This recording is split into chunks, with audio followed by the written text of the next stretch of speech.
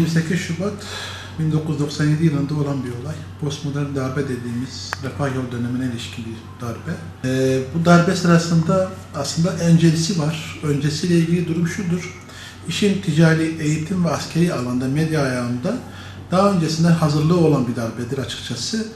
Yapılan baskılar, gerek yargıya yapılan baskılar, gerek ticari alanda yapılan baskılar, gerek hükümete yapılan baskılar, medyaya yapılan baskıların sonucunda patlak veren bir durumdur.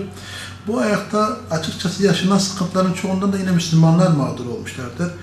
Postmodern darbeyle birlikte o süreç içerisinde açıkçası öncesinde örnek veriyorum, mesela okullarda başörtüsü yasakları gelmiş. Bu işin başında da YÖK Başkanı Kemal Gürbüz vardı mesela. Kemal Gürbüz'ün önderliğinde özellikle başörtüsü yasağıyla birlikte başörtülü öğrenciler okuldan uzaklaştırılmaya çalışmış veya başları açılmaya çalışılmıştır. İrticai faaliyetler kapsamına sokularaktan birçok dini yönden baskılar oluşmuştur. Mesela Kur'an kursları kapatılmıştır, başörtülü yasaklar başlamıştır. Dini anlamda Müslümanların hayatlarını, dini vecibelerini yerine getirme konusunda sıkıntılar yaşamıştır. İşin kamusal alana da yansımıştır. Bunun en büyük yansıması da açıkçası yargı ayağı olmuştur. Yargı ayağıyla da ilgili biliyorsunuz, Çevik Bir'in de başını çektiği Batı çalışma grubu var.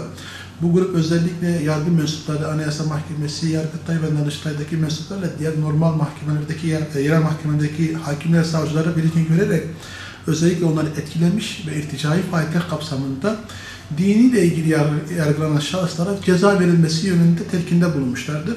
Akabinde verilen cezalar Yargıtay 9. Ceza Dairesi tarafından istisnasız bozulmadan veya aleyhe bozularaktan onanmış veya daha fazla ceza kapsamında geri gönderilmiştir.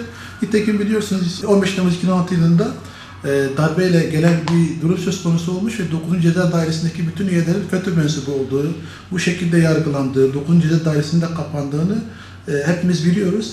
Bu durumda bu 28 Şubat sürecinde yalnızca başörtüsü eylemine veya yapılan haksızlara veya Müslümanların hayatlarını, dini vecibelerini yerine getirme konusunda basın açıklaması yapsın, yürüyüşlerde olsun, medyaya yansımalar kısmında yargılanıp haksız ve hukuka aykırı bir şekilde ceza almış birçok insan vardır. Bu insanların çoğu hala 22 yıl üzerinden geçmesine rağmen hala cezaevlerindedir. Tabii 2004 yılında Cumhurbaşkanımızın bu konuda telkinleri, beyanları olmuştur. Bu şekilde yargılanan 3 kişi mensup daha sonra yeniden yargılanmayla serbest bırakılmıştır. Biz isterdik ki dışarıda olan 600 kişi de aynı şekilde yargılansın, aynı şekilde hukuka uygun bir şekilde tekrar yargılanıp mağduriyetleri ortaya çıkartıp da serbest bırakılsın, ama maalesef aradan 22 yıl geçmesine rağmen düzenlenen bir şey yok. Biz her yıl bununla ilgili açıklama yapıyoruz. Çok gelişen bir şey yok. Açıkçası iyimser yönlerimiz var ama bunların sonuçları da maalesef bu mağdurların çıkmasına vesile olmuyor. Biliyorsunuz geçen sene verilen bir karar vardı, Nisan ayında. Bu darbeyi yapan şahıslar, başında Genelkurmay Başkanı olan Çevik Bir'in olduğu, YÖK Başkanı'nın olduğu kişiler yargılanmış, müebbet hapis cezasını almışlar. Ama bunlar hep sağlık sebepleriyle hem de yaş haddinden dolayı tutuklu değiller şu an, ama müebbet hapis cezası aldılar bunlar.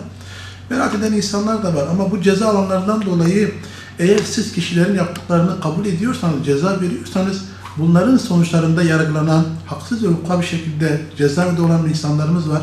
Bunların içerisinde yine bu şekilde sağlık nedenleriyle ve yaş haddiyle içeride olup da çıkması gereken insanlar var. Siz müebbet hapis cezası verip bu darbeden dolayı yargılıyor ve bunları suçlu buluyorsanız, bu şekilde yaş haddinden ve sağlık nedenleriyle dışarıda bırakıyorsanız, aynı şekilde mağdur olup, 28 Şubat mağdur olup, içeride olup, yaşı yine yaşlı olan, sağlık nedenleriyle içeride sorunları olan insanları çıkarmanız gerekiyor. Yani bir tolerans, hem ceza verip hem dışarıda bırakıyorsunuz, mağdur olan ise içeridedir. En azından bununla ilgili bir yapılandırma olması gerekiyor, düzenleme olması gerekiyordu. Bizim beklediğimiz yalnızca dışarıda olmaları değil, açıkçası haksız ve hukuksuz bir şekilde mağdur olan Müslüman kardeşlerimizin özellikle yeniden yargılanarak dışarı çıkarmasını istiyoruz. Bu konuda Cumhurbaşkanımıza güveniyoruz.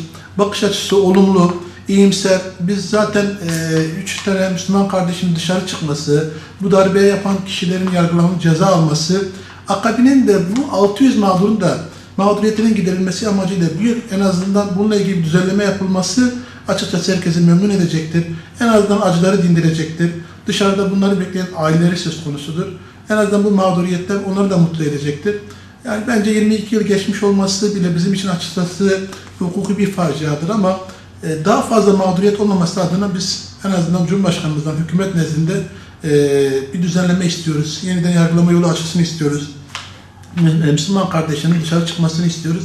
Çünkü onlar hakikaten anayasal düzeni bozmaya veya terör faaliyeti kapsamında yaptıkları bir açıklama yoktur. Yapılan zulümlere karşı fikirlerini düşünceyle, yazıyla veya da oturma eylemleriyle dile getirmişlerdir. Bizde ortada bir suç yoktur. Daha fazla mağduriyet olmaması adına 28 Şubatların bitmesini istiyoruz. Zaten 28 Şubatlar eğer giderilmediği takdirde daha fazla sıkıntı yaşanacaktır. Nitekim 28 Şubat daha önce giderilmiş olsaydı belki de 15 Temmuz 2006 darbe girişimi olmayacaktı. Daha önceden bu şahıslar yargılanmış olsalardı belki bir daha bu azından bu darbe girişimi olmayacaktı. 28 Şubat kanayan bir yaramızdır. Eğer bu mağduriyetler giderilmezse bu yara yine kanamaya devam edecektir. Daha fazla mağduriyetler yaşanacaktır. Biz bu mağduriyetlerin giderilmesini ve yaraları sarılmasını istiyoruz.